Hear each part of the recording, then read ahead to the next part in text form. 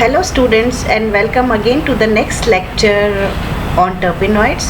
Today we will discuss on a monocyclic compound menthol, its occurrence and uses, structure elucidation of menthol, synthesis of menthol, and finally the stereochemistry of menthol, which is very interesting. This is menthol. It is the major constituent of peppermint oil. It is mainly used as a flavoring agent and has a cooling effect. It is used as a medicinal point of view. It is used in a minor throat infection. It exhibits antiseptic and anesthetic properties, and it is the ingredient in cold balms. It is a white crystalline. You can see here menthol. It is a white solid and with a very low melting point. Its structure, as you can see here, there is one ring here and methyl and isopropyl group here with hydroxyl group is present, which is secondary in nature. Let's we come to structure elucidation of menthol. First of all, molecular formula. With the help of environmental analysis and molecular weight determination, it shows that the molecular formula of menthol is C10H20O. This C10, as we have studied earlier also, this C10 carbon atoms, it gives useful information about the structure of menthol. First, with C10 carbon atoms belongs to monoterpenoid class of compounds. Secondly, with the C10 means there are two isoprene units joined together with head to tail arrangement according to a special isoprene rule, as we have already studied earlier in three of the previous compounds. Next we come to very important is degree DBE, double bond equivalent, which determines the degree of unsaturation present in a compound. It is given by the formula, as we have studied earlier also. Substituting the values of x and y in the equation, we get 1. Double bond equivalent, or the degree of unsaturation is equivalent to 1. This means either a double bond is present or a ring is present in menthol. Next, what is the type of unsaturation? We have to emphasize on this. On the basis of chemical analysis, it was proved that it is an unsaturated compound. This menthol is an unsaturated compound on the basis of chemical reactions, like it does not give any reaction with bromine, or hydrogenation is not possible in these compounds. All these reactions prove that it is a saturated compound. This means this degree of unsaturation here, and there is no double bond present in the menthol. That means it is a saturated compound, and the most important possibility is a ring is present in menthol. This suggests, double bond equivalence suggests that the ring is present in menthol. Next we come to the nature of oxygen atom which is present. On treatment with phosphorus pentachloride and phosphorus pentaoxide, it forms a chloride and hydrocarbon respectively. These two reactions reveals the presence of alcoholic group. This can also be shown by it forms a red color with ferric ammonium nitrate, which also shows that the alcoholic group is present in menthol. Next we come to again another reaction. Menthol on acetylation with acetic anhydride forms monoacetate derivative at room temperature. You can see menthol with the formula C10H20O.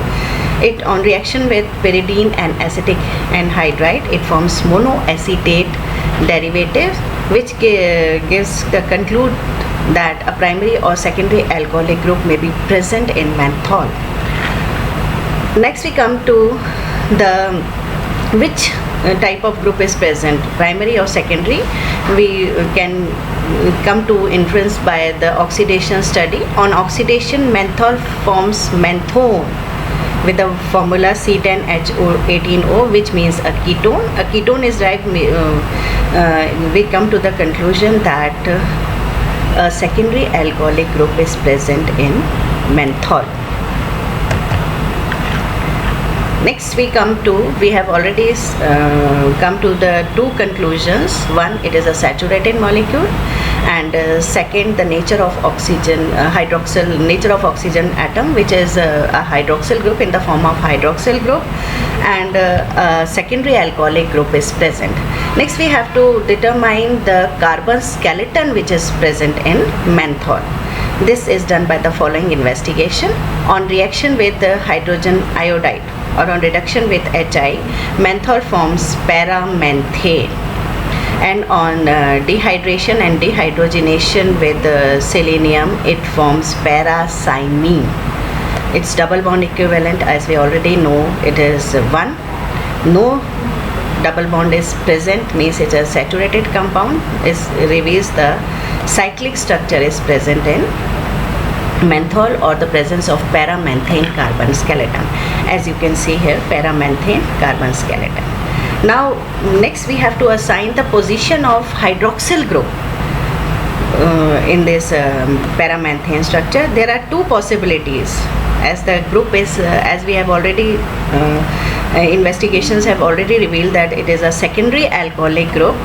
That means you can here see this carbon is primary, this is primary, this is primary, and this carbon is tertiary, and this is also tertiary. So you can see there are only two possibilities where the hydroxyl group can be present. OH, both are equivalent, and secondly, the second probable structure is this. Now next investigation will be about this. What is the position of hydroxyl group in the para-menthane skeleton? Next, this is best achieved by oxidative degradation or controlled oxidation. As you can see, menthol on oxidation with chromic acid, it forms menthol. That means secondary alcoholic group is converted into a ketonic group, which on further oxidation with potassium permanganate, it forms a keto acid with the formula C10H18O3.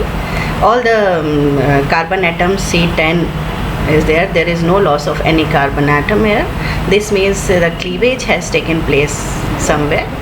Then on further oxidation with KMnO4, it forms 3-methyl adipic acid with the formula you can see C7. C7 reveals that a 3-carbon molecule has been eliminated from a keto acid, which can be probably the methyl group. This is the methyl group. Isopropyl group, 3-carbon. This has been eliminated, and this is the structure of 3-methyl adipic acid. On the basis of these investigation, we can see the menthol, the structure of menthol is given by it, and this is menthol. The position of, on the basis of these, the position of hydroxyl group is assigned as this. That means the second this second structure is the possible structure of menthol. In this flow chart, we can also see here oxidative degradation of menthol and menthol. So we can say how this degradation takes place. We can easily see menthol on chromic acid oxidation. This secondary alcoholic group is converted into ketonic group, menthol, which on oxidation with potassium permanganate or degradation, the cleavage takes place from this position, resulting in the formation of ketomenthalic acid or a keto acid. You can say this converted into carboxylic acid, and here a keto group is formed, which on further degradation, this isopropyl group is removed in the form of acetone, and a carboxylic group is introduced here, resulting in the formation of 3-methyl adipic acid. If the hydroxyl group is present on this carbon atom as the structure first, then on subsequent oxidation and degradation, we will get this type of dicarboxylic acid. But experimentally, we have isolated 3-methyl adipic acid. So the structure of menthol or the position of hydroxyl group is on this carbon atom. The probable structure of menthol is this. There is further evidence in favor of this structure of menthol, which we have studied earlier. When this investigation on menthol was going on, the structure of polygon, the structure third, as you can see here, this is a ketone polygon, was known before menthol. And this polygon, on reduction, it yields menthol, which gives a further evidence on the structure of menthol. And on polygon, on KMNO4 or degradation, oxidative degradation, it also yields 3-methyl adipic acid. And on KOH hydrolysis, which is retroaldol, it yields acetone and a ketone. This polygon and the reactions of this polygon, the reduction, oxidation and retroaldol hydrolysis, it also supports the structure of menthol. Last of all, we come to the finally synthesis of menthol, which is the final proof in the elucidation, structure elucidation. The starting compound which has been taken in this synthesis is metacresol, which on reduction or it forms a saturated ring, cyclohexanol type of ring is formed, which on chromic acid oxidation, this hydroxyl group is converted into a ketonic group. And next, to introduce the isopropyl group at this position, then our next aim is to introduce the isopropyl group at this position. As you can see earlier also, there are 7 carbon atoms have been taken with cresol, only 7 carbon. We have to introduce 3 more carbon here. So carbanion chemistry here is involved. And for the introduction this isopropyl group, we take diethyl carboxylate, and this diethyl carboxylate joins in this on this carbonyl group. It position here. Then on heating, it converts into this ester. Ketoester is formed with the elimination of carbon monoxide. Now here, thus to introduce, we have to introduce the isopropyl group. There are 3 carbon atoms. This is isopropyl iodide is being taken, and sodium along with sodium ethoxide, resulting in the formation here. Isopropyl group has been introduced here. Now we have to remove this group with the help of sodium ethoxide, and on subsequent protonation, this one is reduced, and this also results in the formation or in the degradation of this ring, resulting in the formation of dicarboxylic acid. This dicarboxylic calcium salt of this dicarboxylic acid on distillation yields menthone, and which on reduction with hydrogen on copper chromide, it yields menthol. So this is a very interesting synthesis is involved here. 7 carbon atoms are taken in the form of cresol, and plus 3 in the form of isopropyl iodide has been introduced, and carbanion chemistry has been involved with this diethyl oxalate. Next we come to very interesting topic of menthol, stereochemistry of menthol. It's very important also from examination point of view also. In menthol, as you can see the menthol structure of menthol, it contains the starred one, it contains 3 chiral centers. 3 chiral centers are present in menthol, and so the possible structures or stereoisomers possible are 8. 8 isomers, stereoisomers are possible, or 4 optically active enantiomers or 4 racemic modifications are present. As you can see here, menthol, 4 pairs of enantiomers, menthol, 2 enantiomers here. Then isomenthol, as you can see the structure of isomenthol, these are enantiomeric forms.